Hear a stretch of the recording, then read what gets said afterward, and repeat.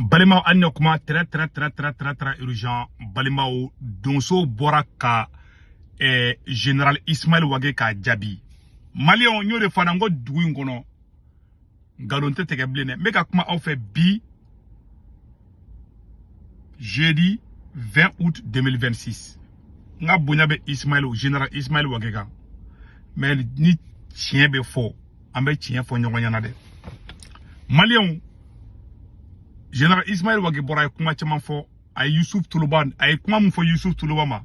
ani Youssouf Toulouba ka mogo ya jabili muka anga ja ango woro fala me folo anga janga nyor la me folo Malion anyo de fo bela jelena ko nambe tambe si aba keto mba woro kala sanno quoi. Voilà la vidéo en question.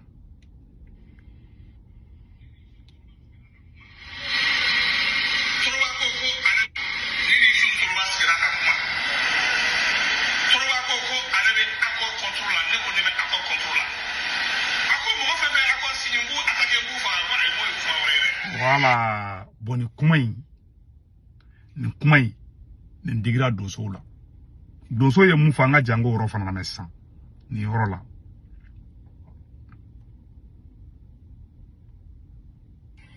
ko fe il a commencé de faire là il ko eni toloba e nyogonye ko ma nyogon fa akor koina ko toloba ko mama be akor ko ko ga be faka monsieur ni kumai agalera de ni kumai de be ato dugudenw munu tara akor la nu ubena usinsi akorin ka uni terrorisme che ni kuma sugu de ba to ubu bolo di halbi terrorisme boloma kada utoloba yere mi nu luga dare ku baka ka bena ulubo bolola ko ka anfa monsieur le ministre kuma ma be halidoni homme d'état ko kuma ani en population civile landa en kuma ganga kili ni awye min fo aka baru kono ni awye min fo aka benyinu fraka aw mo ganga na o beda keneka monsieur le ministre kuluba be an dogono bolo de yoro bade la monsieur le ministre voilà nya fara ngun nunu tse jamana jola utise communication na c'est-à-dire que umana fait glaka boka fo malien bebe tegewula nyo de fa na o ay be janfa munu bi se ka o glan ben le cerveau nunu et massa ben le cerveau docteur Chogal nunu alay beaucoup nunu des gens dignes intelligents a olu be bo krefe bina kuma la tro bebe tegawula na kuma la tro wobe ya ka kuma la ba fla ibora ka kuma ye kuma fe fa ben galu non seulement wage bora ye galon tege ikala kata Youssouf ça no kuma na tro ube jamana don bla nyoko na utiseka ça dit que ibano adamade beni éduquer chukodo uma éduquer ka moko fara nyoko ko se fara nyoko ngana quoi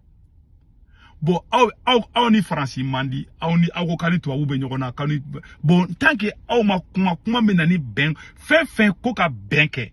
ministre mun ka bara ko ka benke o ministre kele ne bora kana farali kuma fana fo adala ndaka kuma folo yede yaro nyaga ni kuma kalanga name bon nunu ye kuma wero fana fo tukuni wage kuma do fo ne yelela kuma inade quoi wage ko jamana te dien kono komo mi se ka territoire be contrôler Amérique ni don Amérique yoror la en Amérique to Algérie ta kibet itu ko ko do ka Algérie wala wi mine Algérie mu fle Mali kere fe dron bon Algérie ka boni Mali bon tie bora kuma munu fo aw na nga janga ka kuma do la me flo voilà ananga ni kuma la metanto anko no do ay tek pondus ke yoro wula ay yoro sibilila ka tsiga fo ke ay wa kanga la yoro dima kanga doya poso ke na kreo dima atela kreya o be fora depuis san dima anto ko jianyena monsieur le ministre ambe minina aw fe ayo kuma anga degunka hali kuma nyima anga degun kono o beye fura yi awma mais ambe degun kono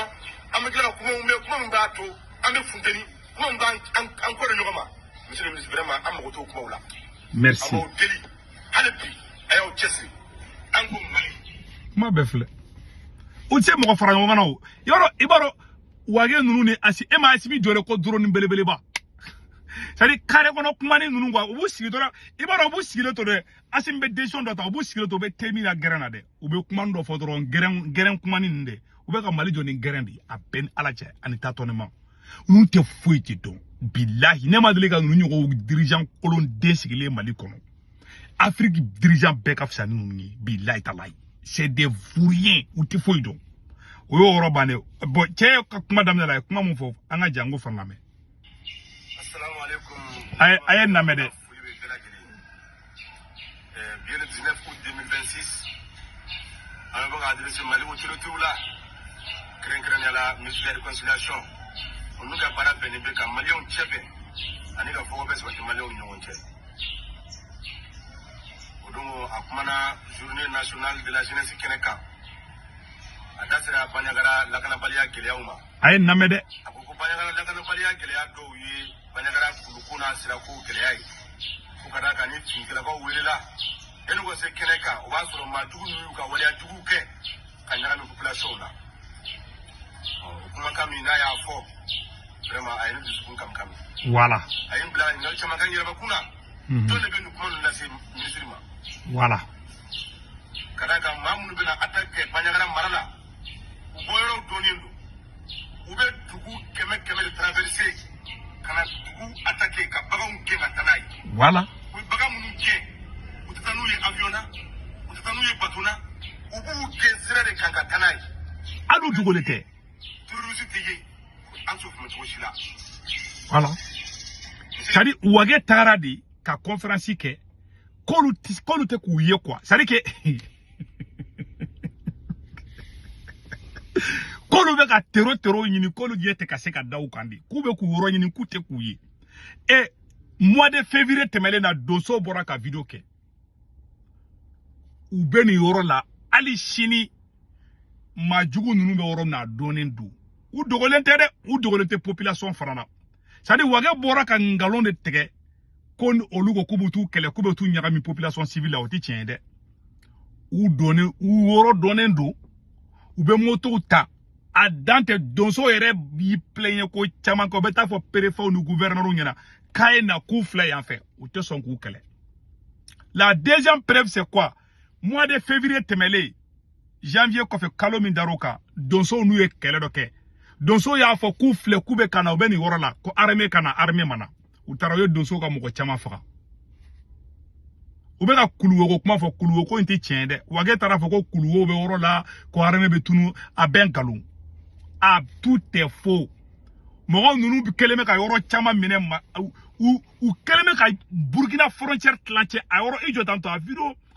nu kumembolo ko antara na ka soro a video nu membolo toujours mo jugo nunu keleme ka Burkina frontière fan ben mine Mali ni Burkina frontière yoro nu ya yoro tlanche ben mine ce n'est même pas caché. Boni wage kele ne tlara ka botuguni